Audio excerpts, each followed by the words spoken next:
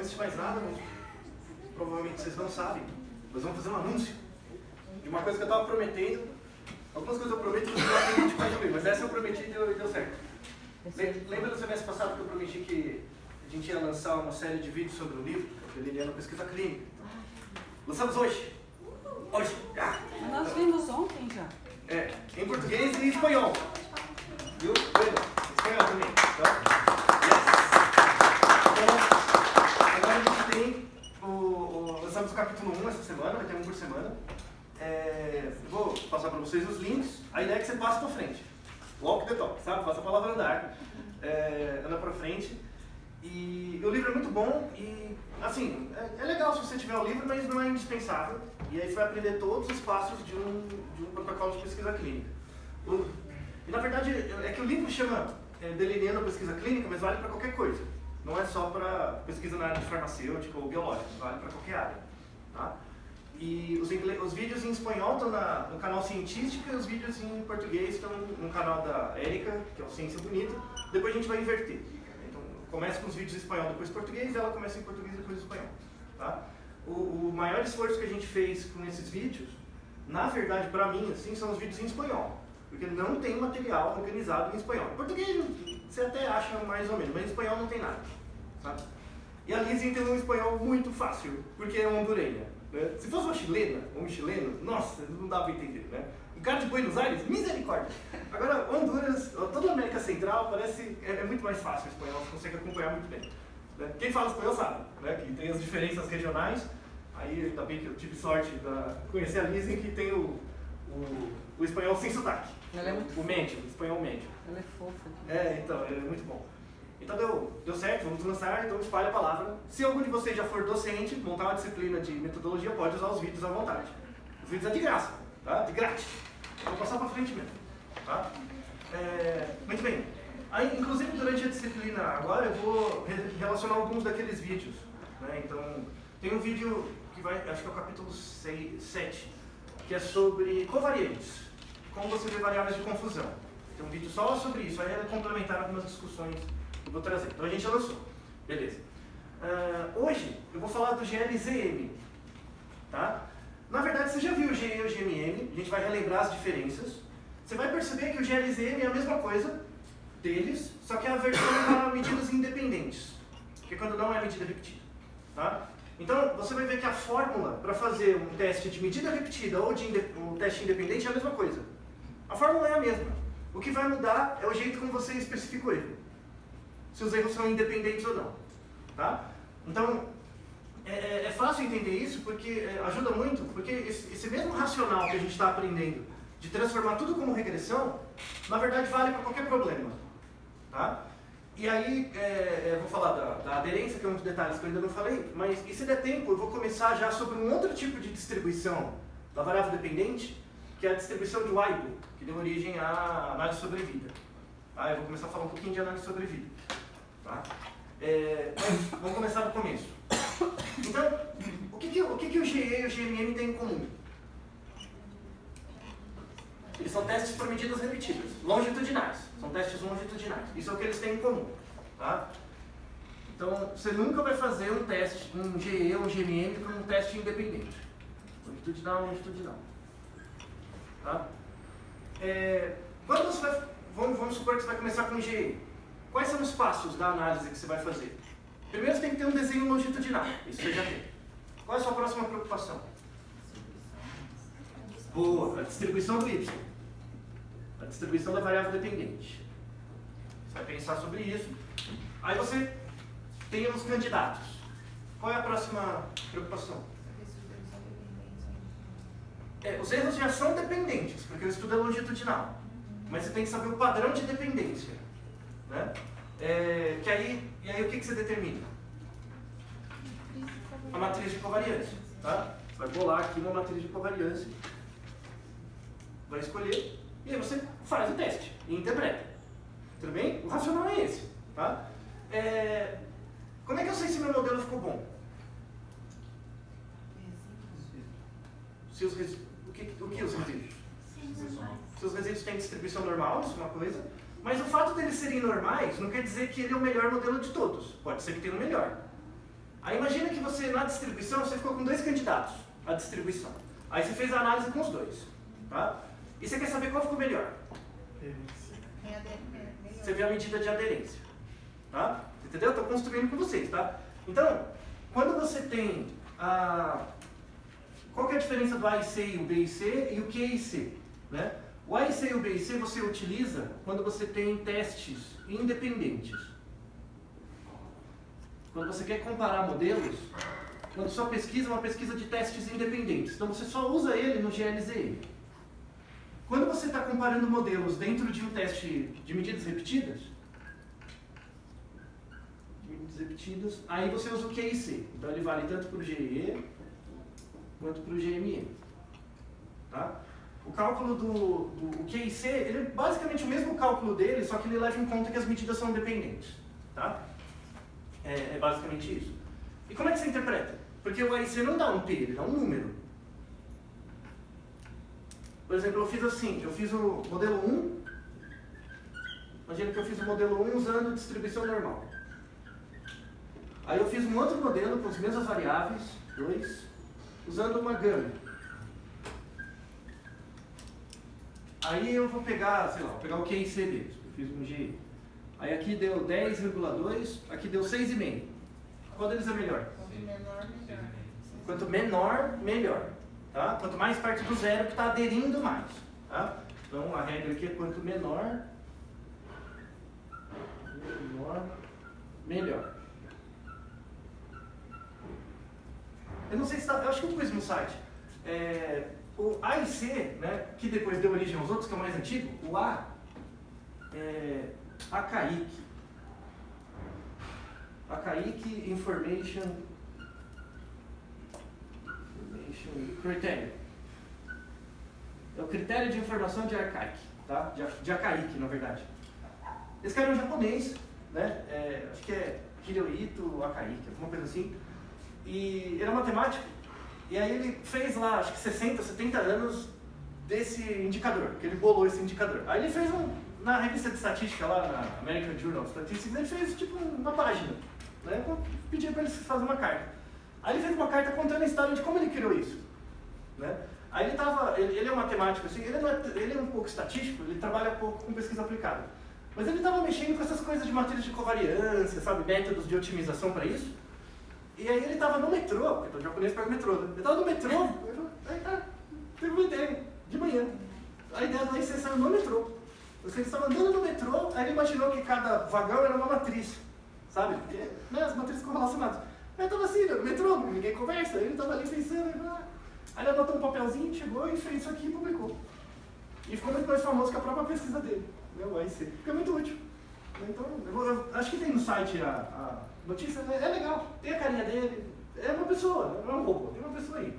Então é legal ver a historinha. Tá? Beleza, então... uma outra coisa, você testa 2 modelos, a única coisa, assim, fiz um modelo normal, fiz um modelo gama. Você tem que fazer os 2 modelos com a mesma matriz de covariância. Se você mudar a matriz de covariância, pode dar resultado diferente. Tá? Então, às vezes, eu posso ter o modelo 1 e o 2 normais, só que eu mudo a matriz de covariância. Aí pode dar uma aderência diferente. Tá bom? Então, os critérios para você testar a aderência é tanto a distribuição do Y quanto a matriz. Tá? Então, eu estou comparando uma matriz AR1 com uma matriz não estruturada. Ver qual que fica melhor. É a mesma coisa. Tá? Você usa o mesmo critério. Então, beleza. Então, parece que eu resolvi meu problema, né? Eu vi a distribuição da variável dependente, vi a matriz de covariância, fiquei com os candidatos, testei usando o A e C, o Q e C. Legal. E por que eu usaria o G mínimo, então? Porque parece que o G resolveu tudo. O que é aleatório? Quando tem algum fator aleatório. Como é que você sabe que algum fator é aleatório?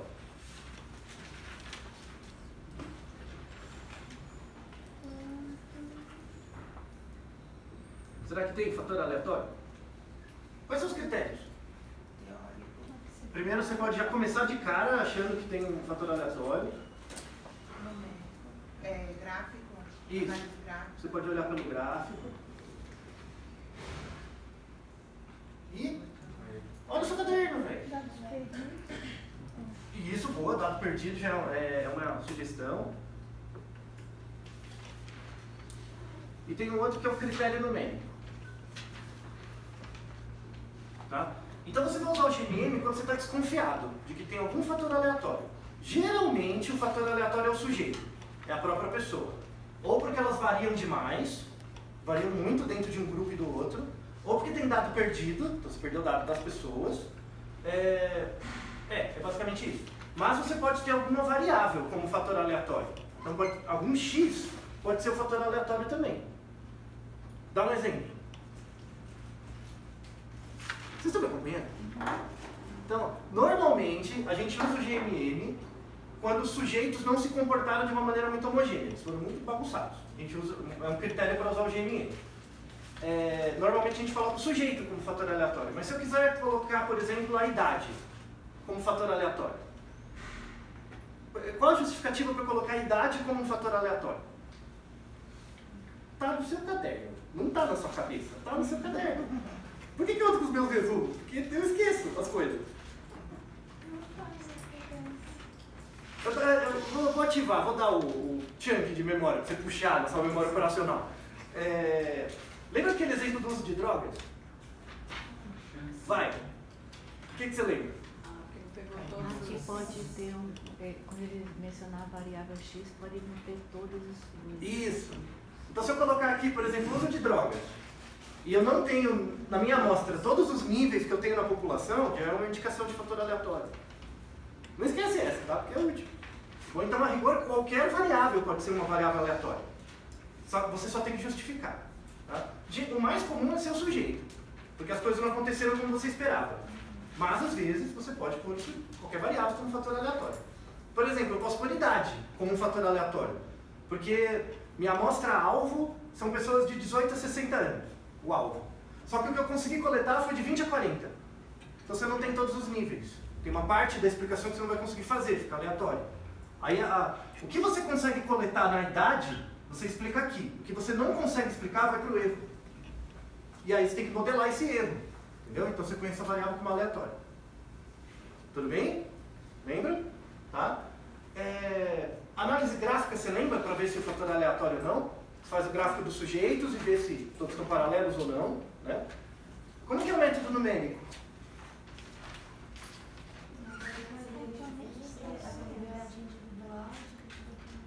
São os componentes da variância. Então, o que você tem que lembrar?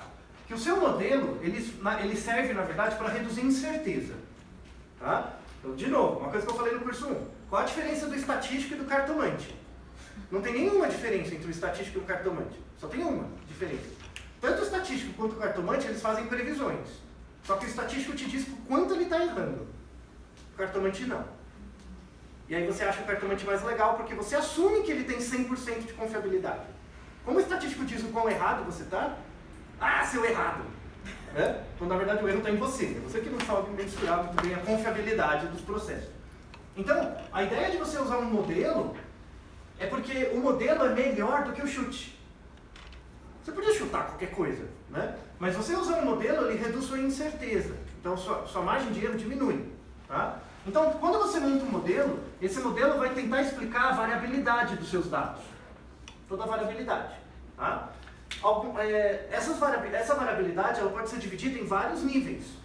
Então, cada variável que você coloca no modelo explica um pedacinho dessa variabilidade. A ideia é que você diminua o máximo possível, que tenda a zero. Tá? Uma das partes dessa variabilidade são os próprios sujeitos.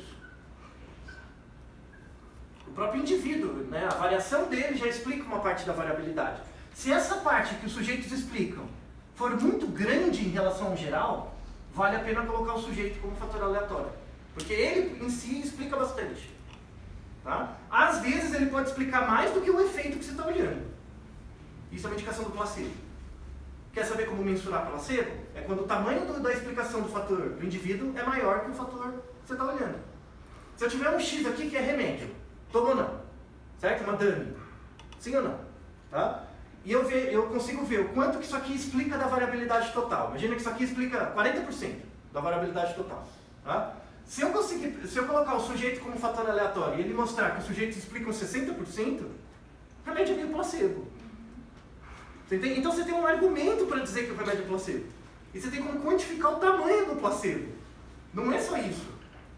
Sabe? Então, isso aqui ajuda a corrigir uma série de problemas metodológicos que várias áreas têm. Você vai conversar com o homeopata, por exemplo. O homeopata fala, a homeopatia faz efeito? Faz. Você não pode falar que não faz. Faz efeito. Só que não pela razão que você acha que faz. Né? Se você colocar um grupo, toma homeopatia, sim ou não? Né? Se você vai conseguir quantificar o quanto de explicação da variância a homeopatia faz. Só que se você colocar o sujeito, ele vai explicar mais ainda. Então, não é o efeito do remédio, não é o efeito da homeopatia, é o efeito do sujeito sobre a homeopatia. Tem uma interação. Tem uma interação do sujeito com o efeito. Mas não é placebo? Isso, esse é o nome do placebo.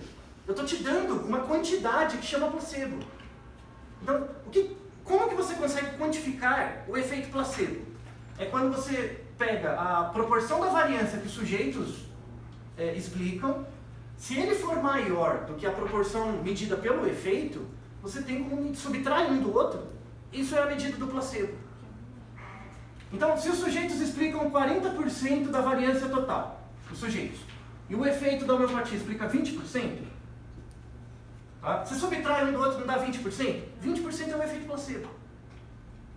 É o efeito placebo. Então, por exemplo, se eu te dou um remédio e nem digo que é homeopatia ou não, eu não te falo nada. Eu não uso label homeopatia. E só isso vai mudar 40% do efeito. Já vai gerar uma mudança de 40% na sua variável dependente.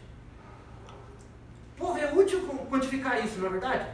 Então, o GMM está ganhando muito espaço nos estudos de placebo. Porque a pessoa, isso é efeito placebo. As pessoas usam esse nome sem saber o que é. Você sabe neurofisiologicamente como é o efeito placebo? Por que você é engambelado? Você tem que saber isso. Aqui na Psicobio tem que ter uma linha de pesquisa sobre placebo. Placebão mesmo. Aí você pega o povo da medicina alternativa e quantifica o quanto de alternativo é real ou quanto é placebo. Tem que ter esse estudo. Só que, para saber isso, não adianta usar a nova. Porque a nova não quebra os componentes da variância. O GMM quebra. Por que não se tem uma linha de pesquisa em placebo ainda direito? Porque você tem que saber isso. E o povo só sabe a nova e TST. Ainda não tem como saber assim... Sabe? Não é uma coisa só do método, tem a questão estatística mesmo. Então, dentro de vocês, tem uma suscetibilidade ao placebo. Dentro de cada um de vocês, eu consigo quantificar o quanto. Por quê? O GMM não faz o gráfico individual? Tem como separar as pessoas mais suscetíveis. Também. E saber a proporção de cada indivíduo.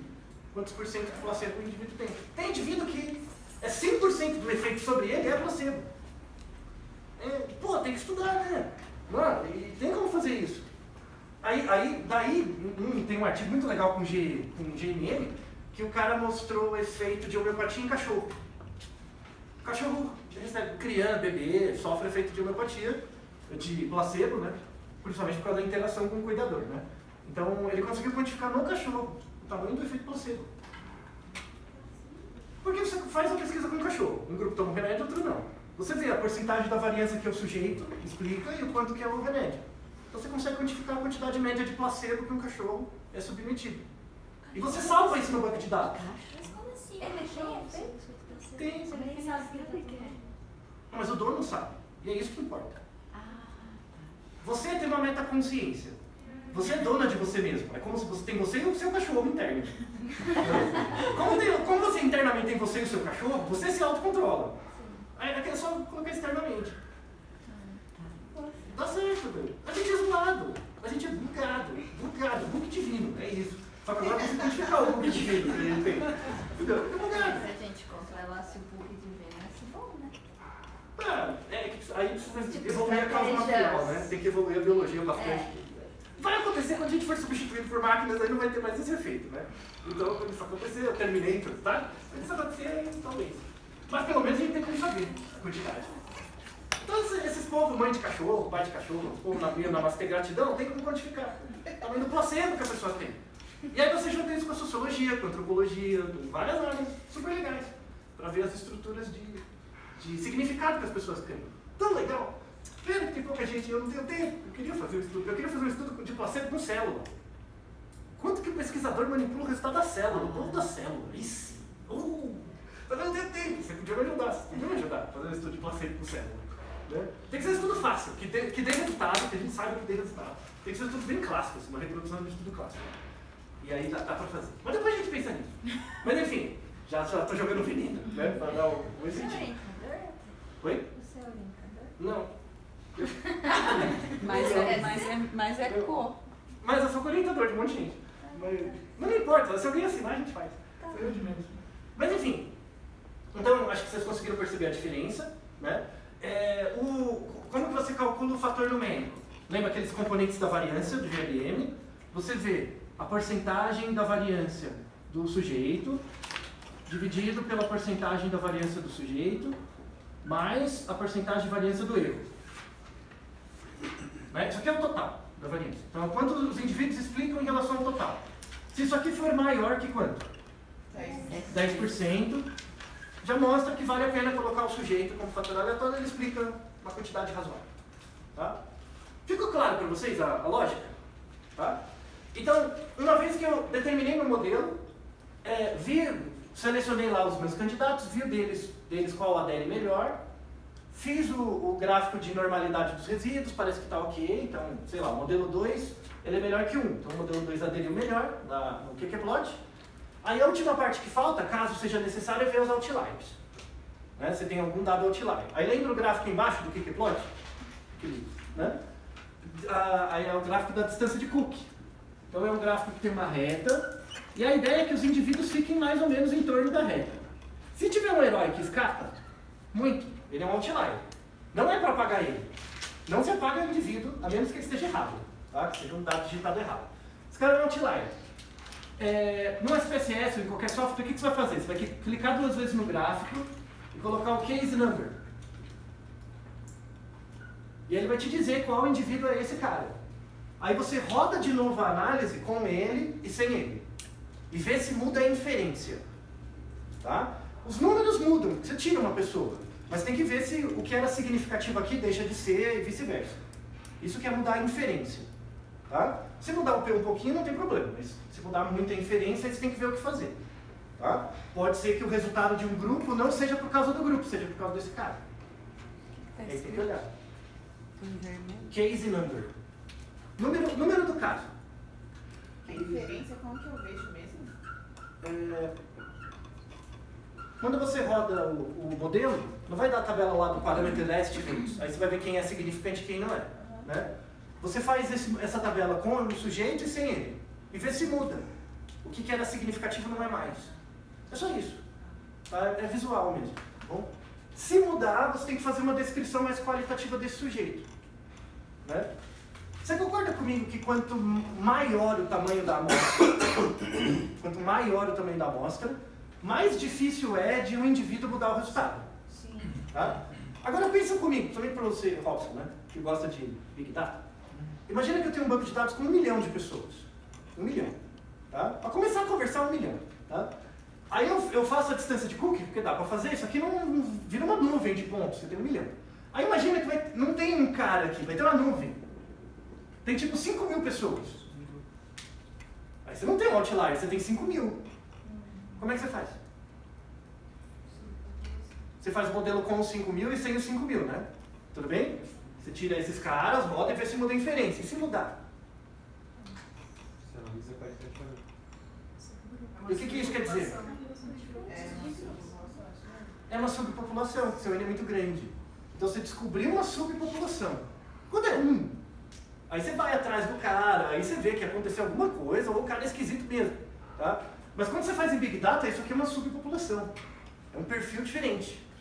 Então, quanto maior o seu tamanho de amostra, mais necessário é fazer essa análise. Você pode descobrir um subtipo. Tá? Eu queria, inclusive, para o senhor que a sua área trabalha com TDAH. TDAH é uma zona.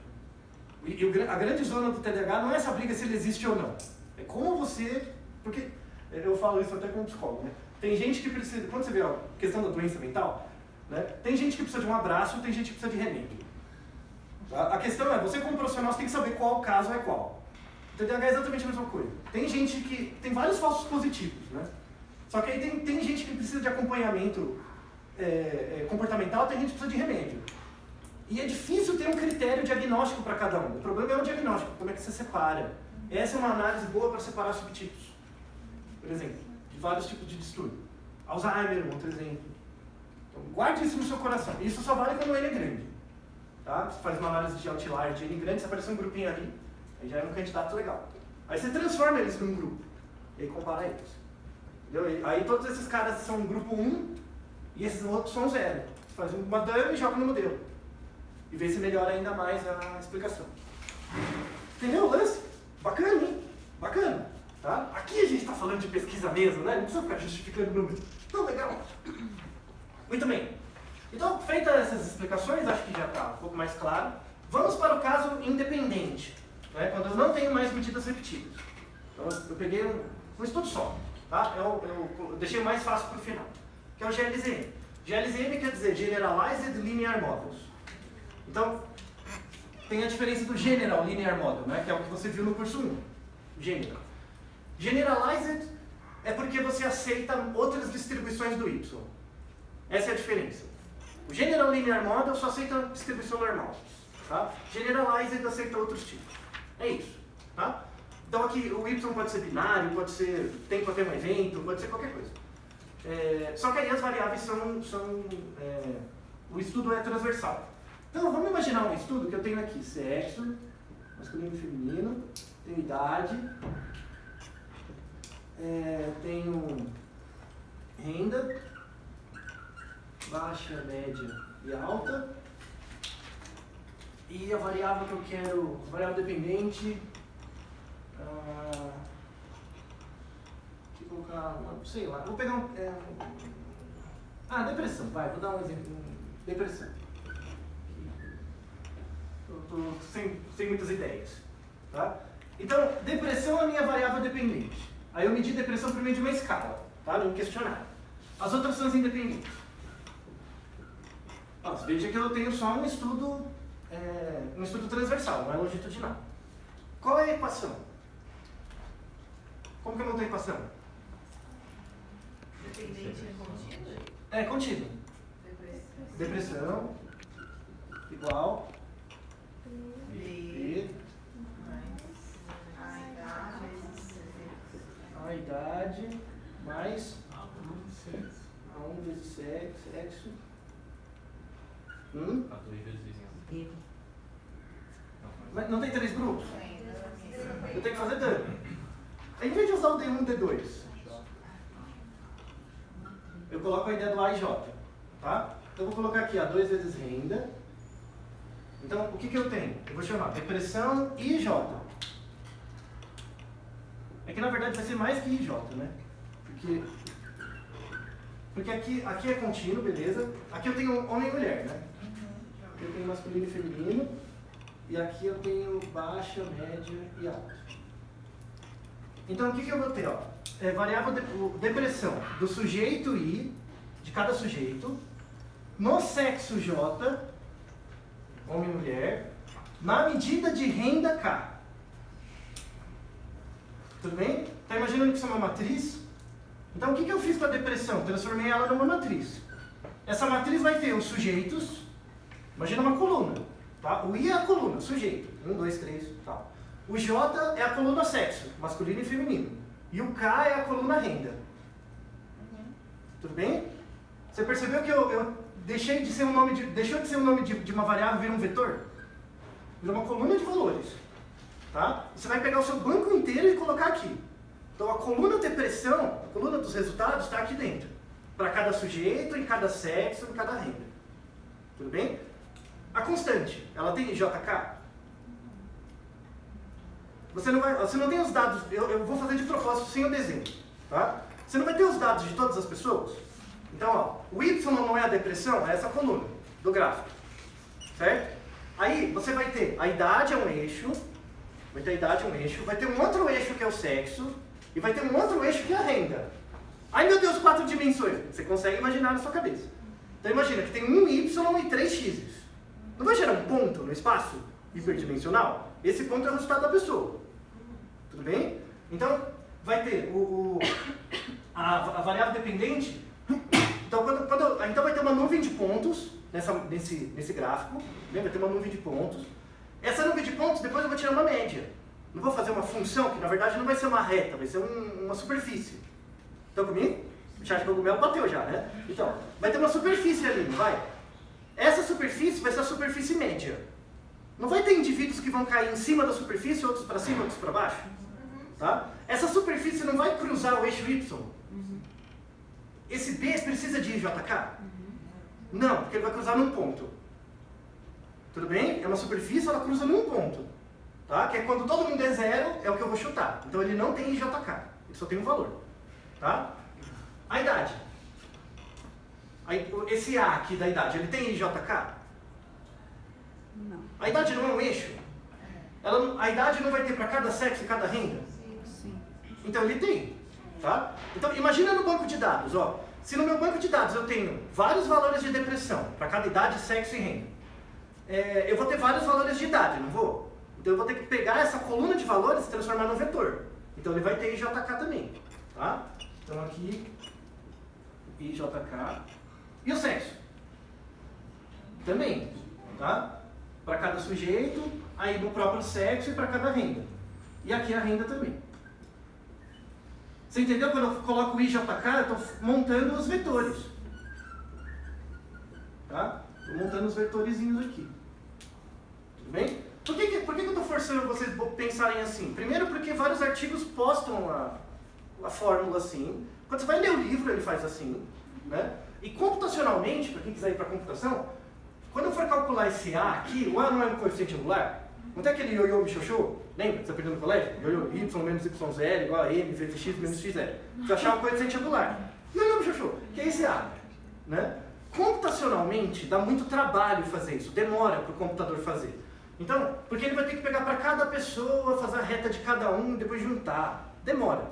Tá? Se você operar com álgebra matricial, álgebra linear, então eu não vou pegar o dado de cada pessoa, vou pegar a matriz inteira. E aí você multiplica isso pela transposta, lembra? Kramer, essas coisas. Computacionalmente fica muito mais rápido.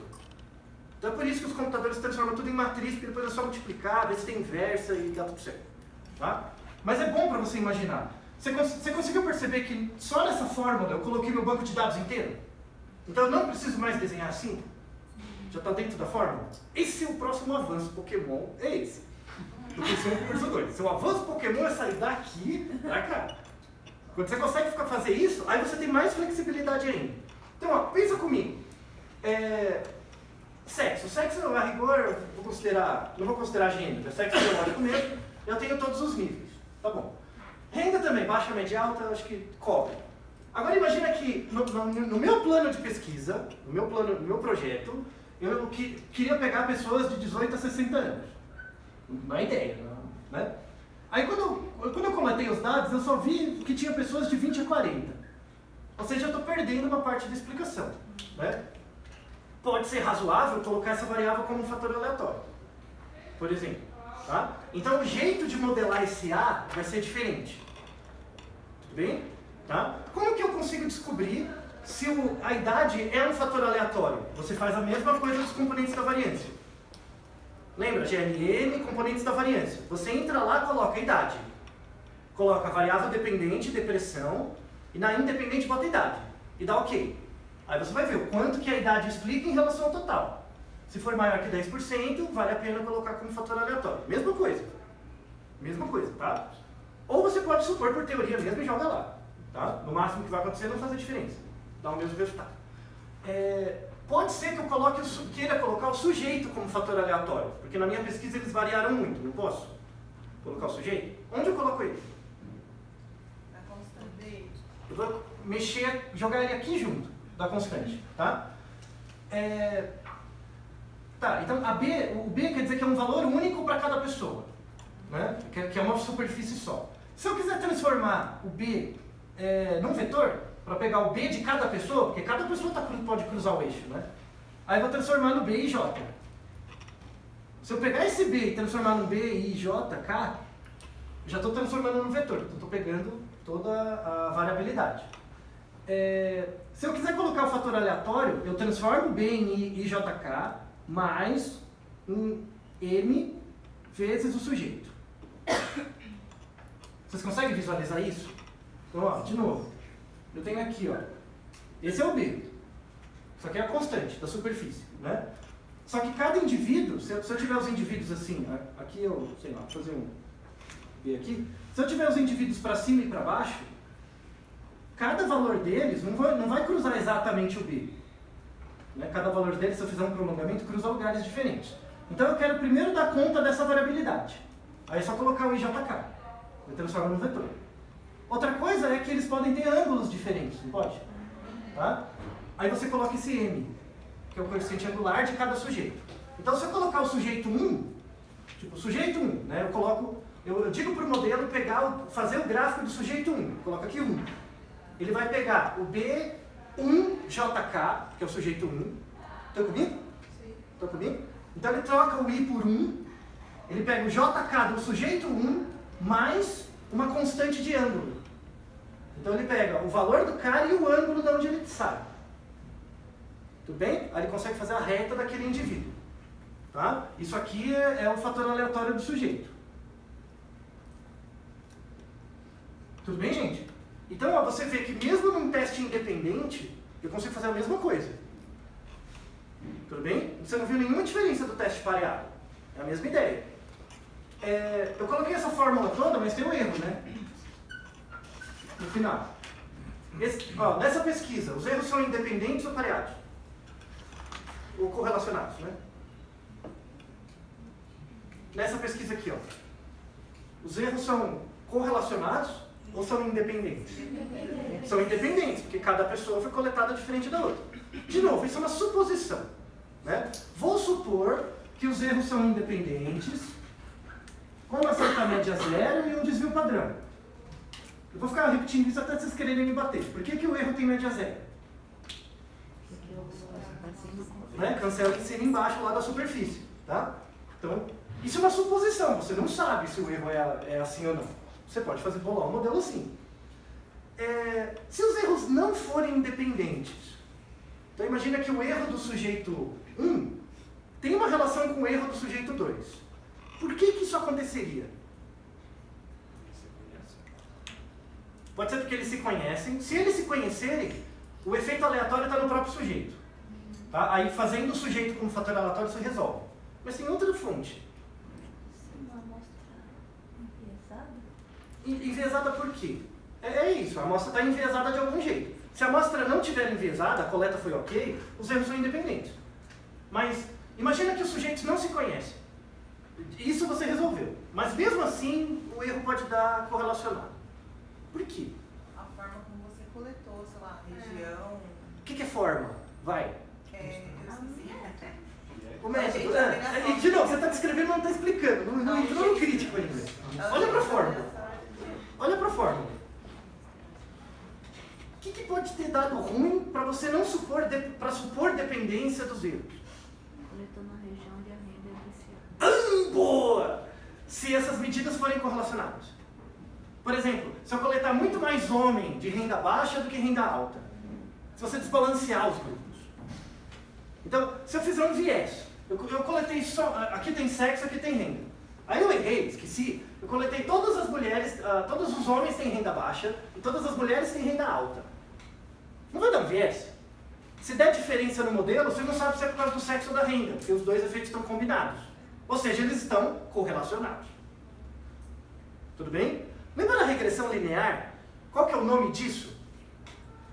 Na regressão linear tem pré-requisitos. Multicolinearidade.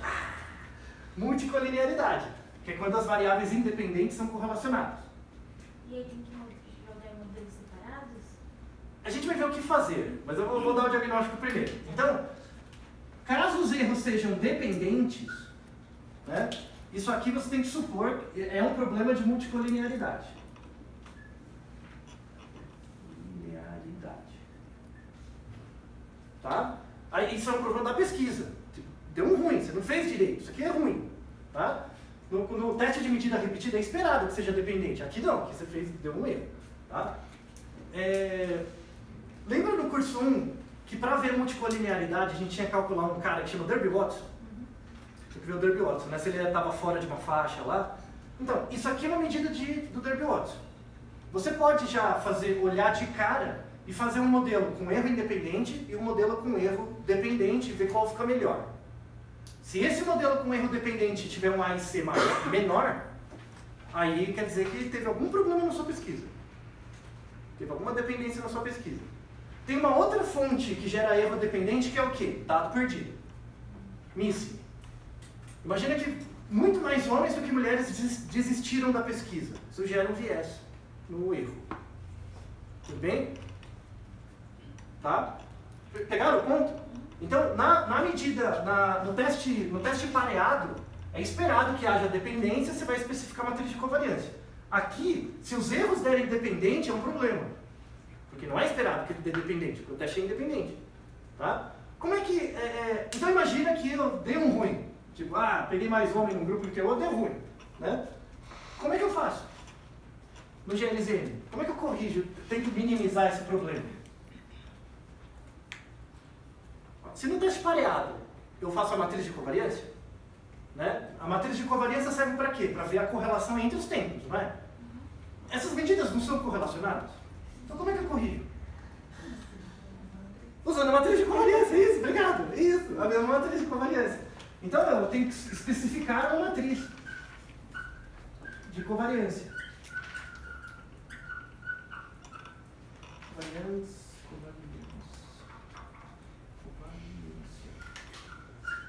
Tá? Isso é mais difícil de especificar do que no teste pareado. Porque no teste pareado você tem uma hipótese, né? A R1 e tal. Aqui você não tem muito bem uma hipótese, porque você fez um erro, né? Você errou. Aí, em geral, você tem que fazer a correlação das variáveis e ver a cara. Tá? Na aula que vem eu vou fazer um exemplo que deu ruim, para a gente ver como que a gente escolhe. Tá? Aí você tem que fazer uma análise mais cuidadosa da relação das variáveis, para especificar a matriz de covariância. Mas são os mesmos. Não estruturado, simétrico, a mesma coisa. Tá? Mas pensa comigo, ó. Se os erros são independentes, qual é a matriz de covariância que ele usa?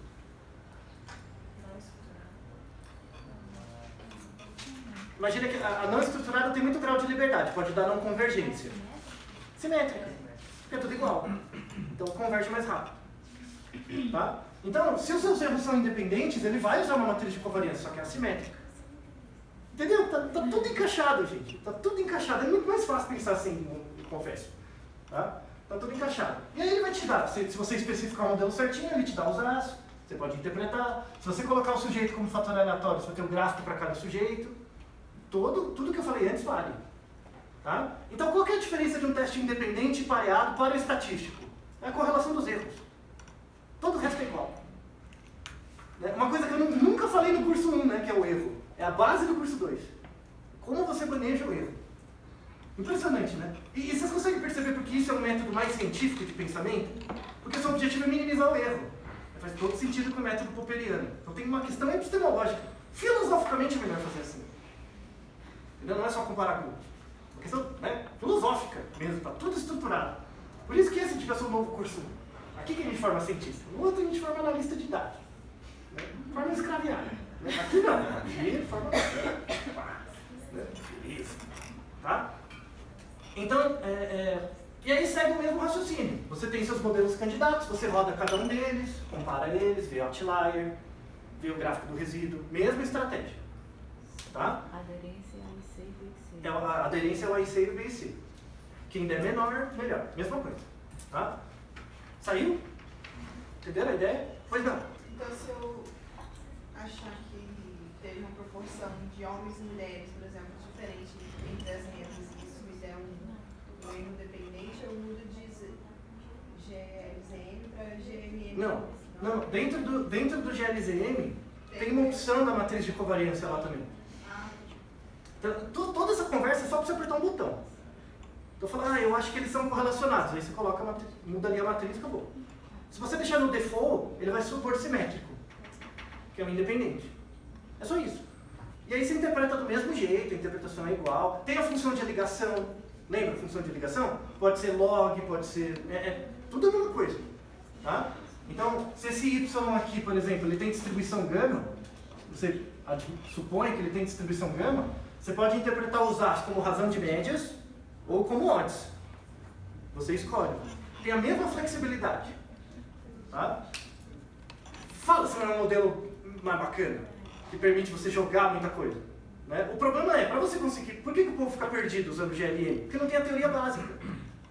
Como você não tem a teoria básica, o povo não sabe nem que é a nova, não consegue jogar. É igual te dar um jogo muito difícil, que você não sabe nem apertar os botões. Você não sabe para que serve o botão.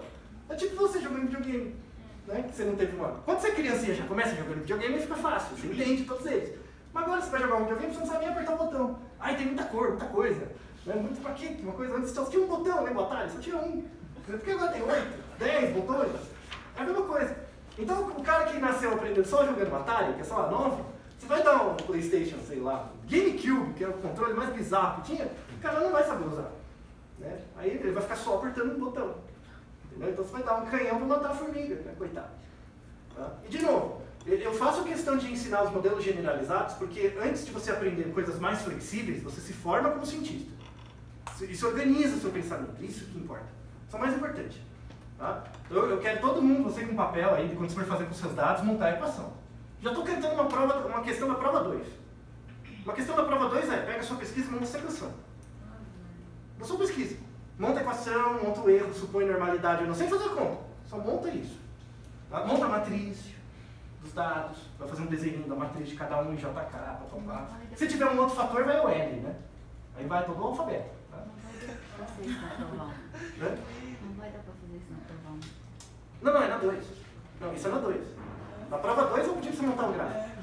Se você tem epidemiologia, você coleta 30 variáveis, vai ter 30 parâmetros aqui, tá? Porque quem manda coletar um monte de variáveis? Vai ser assim. Mas você entendeu a lógica, tá?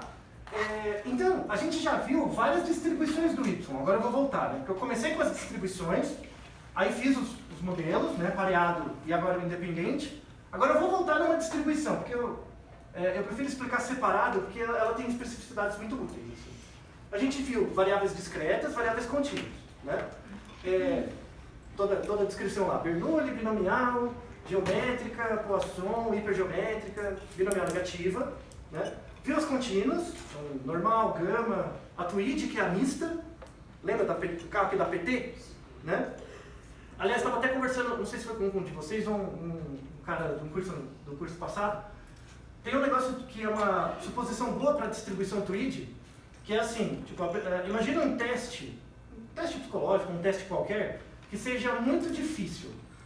Muito difícil. Então as pessoas respondem, assim, vai ter os caras mais melhores, ele tem uma nota maior, mas chega uma hora que ninguém mais consegue responder, fica estável. Então é uma distribuição em Tweed também. Tudo bem? Ou um teste muito fácil, que aí é o contrário, né? Tá? Dá o efeito para baixo ou o efeito para cima. Coisas que tem efeito teto ou efeito chão podem ser Tweeds, quando tem muita gente. Quando esse rabinho é muito longo. Tá? Então às vezes você vai fazer um gama, fica esquisito, não fica bom. Né? É porque tem muita gente no mesmo nível aqui. Então às vezes uma Tweed ajuda. Tá? Quando o teste é muito fácil, muito difícil. Então você tem a distribuição para variável discreta, contínua e a mista, que é esse caso da Tweed. Tá? Tem um outro tipo de distribuição, que é a distribuição do tempo até um evento. Que aí, esse particularmente é uma coisa muito útil de saber. Você pode modelar experimentos muito legais, usando o tempo até um evento. Tá? E aí a análise sobrevida. Tá bom? Vocês preferem que eu faça um intervalo? Ou aí comece a análise sobrevida ou que já mande bala e acabe mais cedo? Tá, um intervalo, tá bom. Isso, faz um xixi, resolve aí, geral. Dá uns 10 minutos, aí eu vou fazer a lousa da sobrevida. Não, deixa eu tirar foto. Ah, sim. Obrigada.